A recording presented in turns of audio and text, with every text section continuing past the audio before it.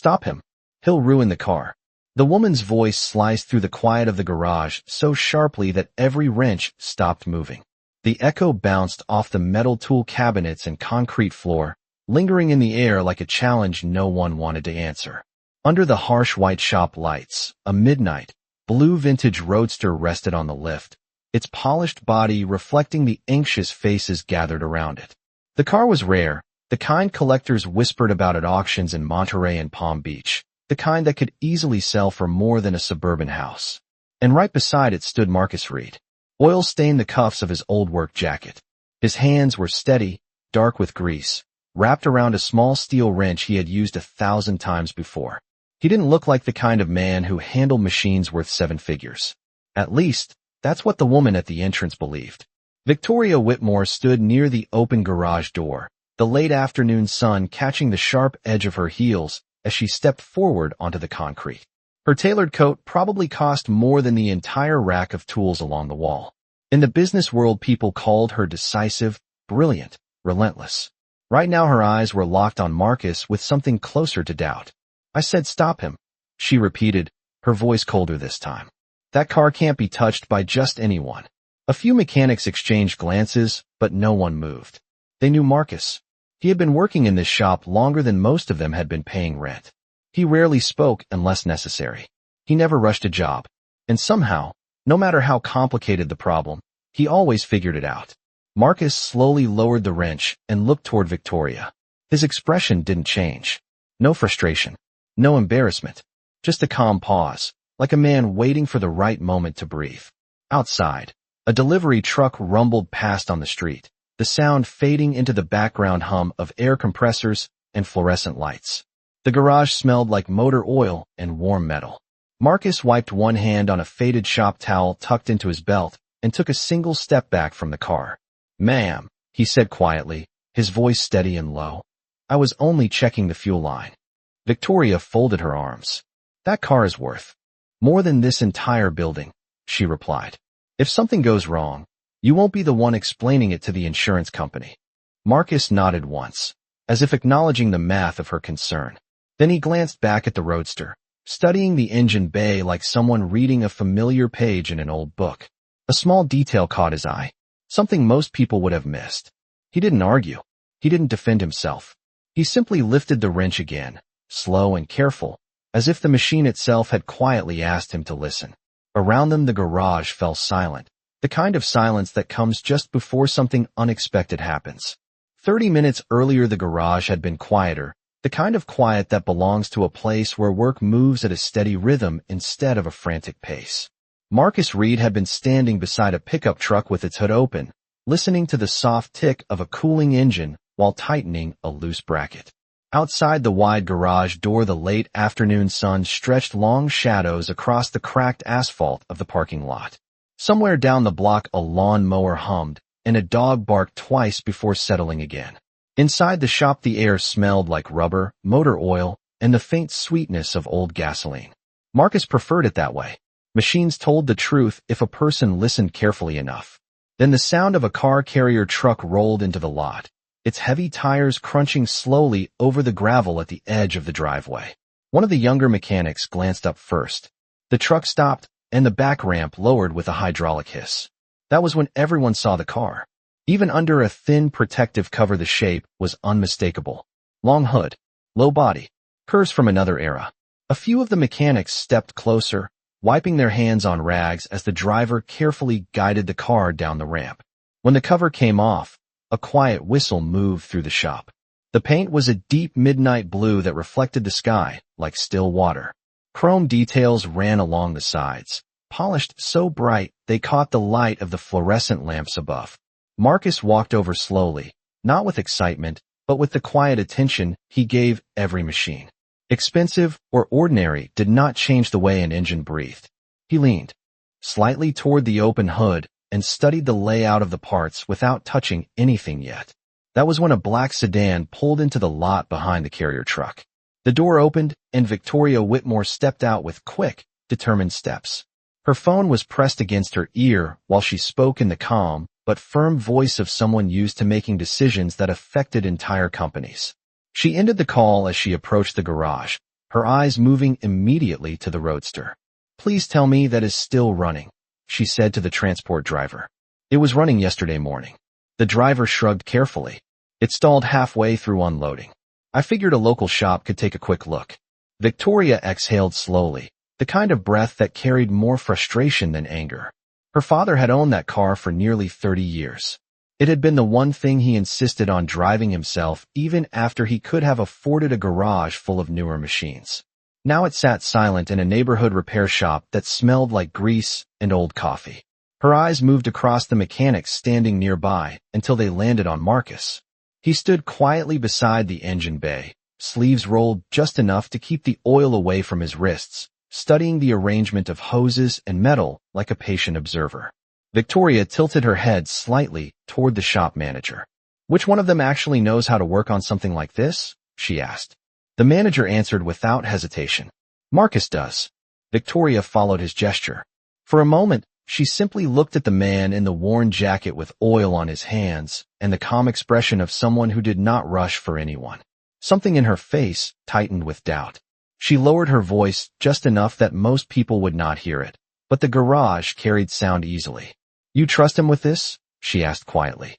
The shop manager did not answer right away. He simply looked toward Marcus, who was still studying the engine as if the quiet question floating through the garage had not reached him at all. A thin line of sunlight stretched across the concrete floor between them, catching small flecks of dust that drifted slowly through the warm air. Finally, the manager spoke in a calm voice. "If anyone here can figure out what is wrong with that engine, it is him." Victoria crossed her arms as she looked again at Marcus. His jacket was faded at the shoulders. The fabric had clearly seen years of work, the kind that could not be hidden by careful washing. His hands were steady but dark with oil. To her, he looked more like a man who fixed old pickup trucks for farmers than someone who should be standing beside a rare vintage roadster. She stepped closer, the sound of her heels tapping lightly against the concrete. Marcus noticed her approach and straightened slightly, giving her the same respectful nod he would give any customer. "Good afternoon," he said quietly. Victoria glanced at the open hood and then back at him. "You work here?" Marcus answered simply. "Yes, ma'am." She studied his face for a moment, as if measuring something she could not quite name. "Have you worked on a car like this before?" Marcus looked back toward the engine bay. The polished metal parts reflected the bright shop lights in small flashes. "Engines are engines," he said. "Some just require more patience." A faint smile passed across one of the younger mechanics nearby, but Victoria did not smile. Her attention was fixed on the car. "This is not just another engine," she said. "It belonged to my father. It has been restored twice and maintained by specialists." Marcus nodded slowly as he listened. He reached into the engine compartment and gently adjusted a small inspection mirror so he could see the underside of the intake line without touching anything else. "Did it stall suddenly?" he asked. Victoria looked slightly surprised that he had spoken about the problem before asking for permission to examine the car. "Yes," she said after a second. "It was running earlier today. Then it stopped halfway off the transport truck." Marcus listened carefully to the quiet details in her voice. Concern was there beneath the frustration. The kind of concern people carried when something important to their family stopped working. He leaned closer to the engine and noticed a small, irregular bend in a fuel line connector, almost invisible unless someone knew exactly where to look. He did not mention it yet. Instead, he stepped back slightly and wiped his hands with the same faded towel at his belt. "May I take a closer look?" he asked. Victoria hesitated. Her eyes moved from Marcus to the car and back again. Around them, the garage had grown quiet, as the other mechanics pretended to stay busy while still listening to every word. Finally, she exhaled slowly. "Just do not take anything apart yet," she said. Marcus gave a small nod. "I will not." Then he reached carefully toward the engine, moving with the slow precision of someone who understood that sometimes the difference between a problem and a solution was no larger than a quarter-inch of metal.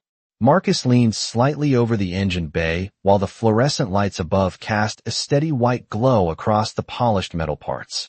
The rest of the garage had grown unusually quiet, the kind of silence that happens when people pretend to work while quietly paying attention. Marcus did not rush. His eyes moved slowly across the engine as if each bolt and hose had something to say if given enough time. He noticed the clean restoration work first. The wiring had been replaced carefully. The belts were new. Even the clamps along the coolant line had been polished. Whoever had restored the car knew what they were doing. But something small felt wrong. Marcus reached for the inspection mirror again and tilted it just enough to see behind the intake assembly. The reflection showed a narrow fuel connector tucked behind the carburetor housing. At first glance it looked perfectly normal. Chrome surface. Tight seal. But Marcus studied the angle where the connector met the line, and his brow lowered just slightly. Victoria stood a few feet away watching him with folded arms. To her it looked like he was staring too long at something that should have been obvious. Her phone vibrated once in her coat pocket, but she ignored it. This car mattered more than whatever meeting waited on the other end of that call. Marcus placed the mirror down carefully and rested one hand on the edge of the engine bay. He listened, not to the people in the garage, but to the quiet details that machines left behind. A stalled engine always left clues if someone knew how to listen for them. The transport driver had said the car stalled halfway off the truck. That meant the engine had been warm, but not fully cooled. It meant the problem probably appeared under light movement rather than heavy acceleration. Marcus reached toward the fuel line, but stopped just before touching it. He traced the path with his eyes instead, from the fuel pump along the side of the block, up toward the carburetor, then through a narrow connector that looked just a fraction out of alignment. Maybe half an inch. Maybe less. Most people would never notice it. Victoria shifted her weight slightly. "Do you see something?" she asked. Marcus did not answer right away. Instead, he gently pressed a finger against the connector and felt a slight movement that should not have been there. The metal piece rotated barely at all, but it was enough. He stepped back again and wiped his hands slowly with the shop towel. "This line may not be sitting correctly," he said. Victoria looked at the part he was pointing to, but saw nothing unusual. "That was installed by a restoration specialist," she replied. "They rebuild classic engines for collectors all over the country." Marcus nodded calmly. "I believe that," he said. "But even the best work can shift during transport." The manager leaned closer now, curious. Marcus picked up a small wrench from the tool cart beside him. He held it loosely in his hand, but did not move toward the engine yet. Instead, he looked at Victoria again with the same quiet patience. If the connector rotated during unloading, the fuel flow could have been interrupted, he explained. The engine would stall without warning. Victoria studied his face, trying to decide whether she trusted the calm certainty in his voice. The rest of the garage seemed to wait with her. Marcus finally lifted the wrench and leaned back toward the engine, moving slowly enough that every person watching could see exactly what he was about to do. Marcus leaned closer to the engine and carefully placed the wrench onto the narrow connector he had been studying. The metal surface was cool beneath his fingers, and the slight misalignment he had noticed earlier became clearer the moment the tool touched it. It was small, barely noticeable, the kind of detail most people would overlook in a hurry. But Marcus was never in a hurry. Around him the garage remained still, as if the entire room had paused to watch a quiet experiment. Victoria stood a few feet away, her arms still folded, though her eyes had shifted from doubt to cautious attention. Marcus turned the wrench no more than a fraction of an inch. The connector responded with a soft metallic click, settling into a position that felt more natural against the line. He stopped immediately. There was no need to force anything. Machines did not respond well to impatience. He removed the wrench and gently pressed the connector again with his thumb. This time the piece held firmly in place. The shop manager leaned closer, squinting at the adjustment. "That was it?" he asked quietly. Marcus did not answer yet. Instead, he wiped his hands slowly with the faded towel and walked around to the driver's side of the roadster. The interior still carried the faint scent of old leather warmed by sunlight. The steering wheel was polished smooth by decades of careful driving. Marcus lowered himself into the seat with the calm ease of someone who respected the machine rather than admired it. Victoria stepped forward immediately. "Wait," she said, her voice sharper now. Marcus paused with his hand resting near the ignition switch. "Yes, ma'am." She looked from him to the car again, uncertainty crossing her face. "If that connector is wrong and you start the engine, you could damage something else." Marcus considered her words for a moment. He understood the concern. A car like this was not only valuable in dollars. It carried memories that could not be replaced. If the line was blocking fuel flow, the engine stopped to protect itself, he explained calmly. Now it should breathe normally again. Victoria hesitated, studying him as if trying to measure the quiet confidence in his voice. She had spent most of her career surrounded by specialists who filled rooms with technical explanations and impressive language. Marcus offered none of that, just patience and a simple observation. One of the younger mechanics leaned against a tool chest nearby and whispered to another, "He is probably right." Victoria heard it, but said nothing. Her attention remained on Marcus. After a long second, she stepped back half a pace. "Go ahead," she said finally, though the tension in her voice had not completely faded. Marcus nodded once in appreciation and turned the key slowly in the ignition. For a moment, nothing happened except the soft click of the starter engaging. Then the engine turned over once, twice, and the garage filled with the deep, steady rumble of a classic motor waking back to life. The sound rolled through the room like distant thunder, smooth and confident. Several mechanics lifted their heads at the same time. Marcus did not smile. He simply listened to the rhythm of the engine, the same way a musician listens to the first note of a familiar song. The deep rumble of the engine filled the garage with a steady rhythm that sounded almost alive. The vibration moved gently through the frame of the car and into the concrete floor beneath it, the kind of sound mechanics recognized immediately. Healthy, balanced, calm. Marcus kept one hand resting lightly on the steering wheel while his other hand adjusted the throttle just slightly, listening carefully to the response. The engine answered with a smooth rise in tone, strong but controlled, like a machine that had simply been waiting for someone to remove a small obstacle from its path. Around the garage, the other mechanics slowly stepped closer. No one said anything at first. They simply listened. Victoria stood very still near the front of the car. Her eyes moved from the spinning belts inside the engine bay to Marcus sitting quietly behind the wheel. The tension in her shoulders softened a little, though she did not fully relax yet. "It sounds different," she said after a moment, almost speaking to herself. The shop manager nodded once. "That is what a clean fuel flow sounds like." Marcus gently released the throttle and allowed the engine to settle back into a steady idle. The roadster responded with a low, confident purr that echoed softly against the walls of the garage. He watched the gauges for several seconds. Oil pressure steady, temperature stable. No hesitation in the rhythm of the motor. After a quiet pause, he turned the ignition key back, and the engine slowly faded into silence again. The sudden quiet felt heavier than before, as if everyone present had been holding their breath without realizing it. Marcus stepped out of the car and closed the driver door carefully with a soft click. He walked back toward the front of the vehicle and wiped his hands again with the shop towel, leaving faint dark marks along the worn fabric. Victoria approached the engine bay slowly. She looked down at the connector Marcus had adjusted earlier. The part itself looked ordinary, no larger than her thumb, but now it sat firmly aligned with the fuel line. "That was all it needed," Marcus said calmly. Victoria looked at him with a different expression than before. The sharp doubt that had been in her eyes when she first arrived had softened into something closer to curiosity. "You noticed that without taking anything apart," she said. Marcus shrugged lightly.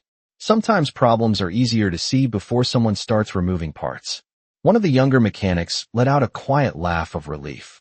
The shop manager crossed his arms and looked toward Marcus with the calm satisfaction of someone who had expected exactly this outcome. Victoria rested one hand lightly on the edge of the car hood. The polished paint reflected the overhead lights like calm water. For a moment, she seemed lost in thought. Then she looked back at Marcus again. "Where did you learn to notice something that small?" she asked. Marcus folded the towel once and tucked it back into his belt. His expression remained the same quiet calm it had been since the beginning.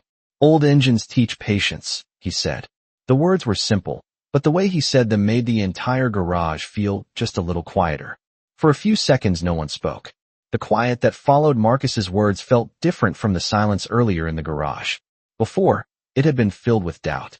Now it carried something closer to reflection. Victoria kept her hand resting lightly on the smooth edge of the hood while she looked down at the engine. The polished parts no longer seemed mysterious or intimidating. They simply looked like pieces of a machine that had needed a careful eye. She glanced again at the small connector Marcus had adjusted. It was almost invisible among the larger components, a detail most people would never notice unless they had spent years watching engines breathe and stall and breathe again. "Old engines teach patience," she repeated slowly, as if testing the meaning of the words. Marcus did not respond. He simply picked up the inspection mirror and placed it back onto the tool cart where it belonged. The movement was calm and unhurried, the same way he handled every tool in the shop. The younger mechanics nearby had begun to move again, returning to their work now that the moment of tension had passed, though a few of them still glanced toward Marcus with quiet admiration. Victoria straightened slightly and folded her arms again, but the gesture no longer carried the same guarded energy as before. Instead, she studied Marcus with a thoughtful curiosity. Most specialists I have hired would have already started taking the engine apart, she said. Marcus gave a small shrug. Sometimes that creates more problems than it solves. Victoria considered that for a moment. She had spent years running companies where people rushed to prove their expertise by doing more, explaining more, presenting more. Standing in the middle of a modest garage, she realized Marcus had done the opposite. He had done less. He had simply looked longer. A faint sound of footsteps approached from the open garage door.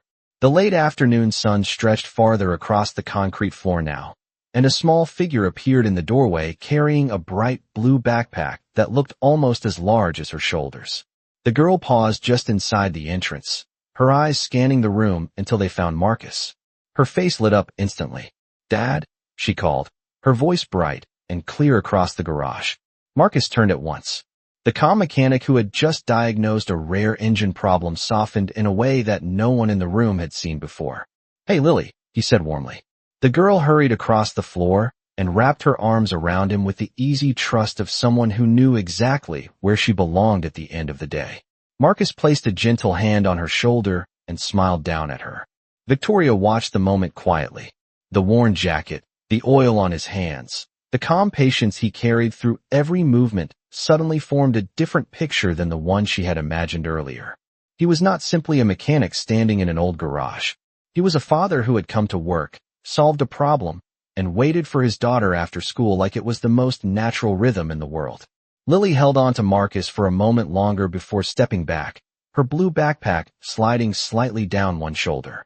She looked up at him with the bright energy that only children seem to carry at the end of a school day. "I finished my math test today," she said proudly. Marcus smiled and brushed a small strand of hair away from her forehead with a gentle hand. "How did it go?" he asked. "I think I got all of them right," Lily replied, her voice full of quiet confidence.